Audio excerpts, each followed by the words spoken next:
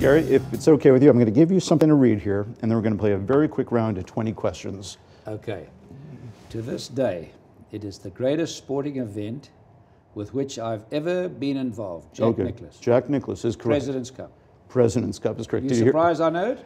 I'm a little surprised because it only happened just a few days ago, but your antenna are up. Were you watching? I never saw him say this a few days ago. No, this he said in South Africa at the President's Cup when we tied, and Nicklaus was captain and I was captain, and we tied, and he said, "This week is the greatest sporting event I've ever participated in." And I was shocked, because I held the President's Cup and still do in high esteem, but it's certain I wouldn't rank it as my top 3 or 4 events of my life. But he did, and that was fascinating. When we think about Jack Nicklaus's life and times, what comes to mind for you? Well, what a phenomenal golfer. And, you know, it's very interesting at the moment. There's great interest to see whether Tiger will ever surpass Nicklaus's majors. And I always say that Tiger is definitely the most talented man that ever held a club in his hand. Whether he'll surpass Nicklaus or not is a very debatable issue. If anybody's capable of doing it, it's Tiger. Will he do it? Time will tell. But and I don't think it's really a fair comparison, because had the shoe been on the other foot, if Tiger had set the bar at 18 majors, I promise you, Nicklaus would have won 20 or 22. You know why I say that, Mike? Nicklaus was second, which very few people realize. He won 18 majors, but he was second 19 times. Yeah. How do you make comparisons with golf? Yes. The only way you do it, unfortunately, you can't bring in the ifs and ands. You say, look at the record book. No, this or that, finished second here, did this, charismatic, long hitter, putter. What is in the record? What did he win? That's how you judge. Yes. But, you know, Gary, if we look at these words, to this date is the greatest sporting event with which I've ever been involved.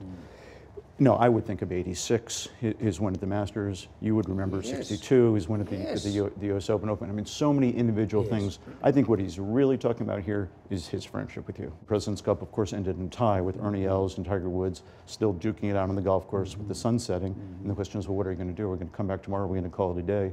And you and Jack shook hands and called it a day. And I have to think for Jack, but you tell me your opinion, Gary, I have to think for Jack that brought your whole 50-year friendship to the fore for him. It had to remind him of the concession for which he was such a young man, and he understood the moment of conceding that putt to Jacqueline in the Ryder Cup.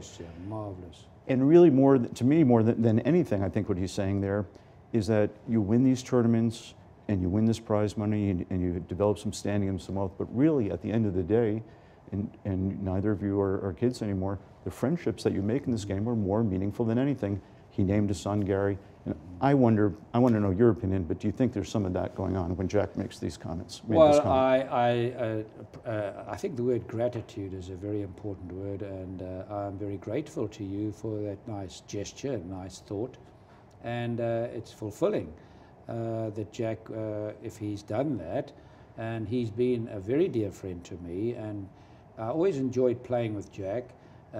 Besides being with him, we both had interests in a couple of racehorses. We were interested in other things other than golf, and he's a great family man, and I appreciate his friendship. And this is something that's everlasting. A golf tournament, they're there and your career's gone and they move on and everything shall pass. But friendship is something that is there until death us do part. Well, and look at his career without you, without Arnold Palmer, without Tom Weiskopf, without Johnny Miller, the list goes on. Arnold Palmer, of course, Billy Casper, I mean, it's a long, long list, or your life for that matter, without these great men to compete against. That's what made that period of the 60s and 70s so exciting. And I actually almost feel sorry for Tiger in a way that he didn't ever really know what it was like. He had great matches and great duels, and he's competed against great golfers. He didn't have what you and Jack and Arnold and a pretty wide gang, Tom Watson. So when Jack looks back at his life now in his mid-70s, where's his life without the likes of you? Well, and the shoes on the other foot as well. You know, I often sit back and reminisce when I'm working on my farm in South Africa, and I say, gee, the great friendships that I had with Arnold Palmer and Jack Nicklaus and Lee Trevino and all the great battles with Tom Watson and all the fellas. It was a very special time.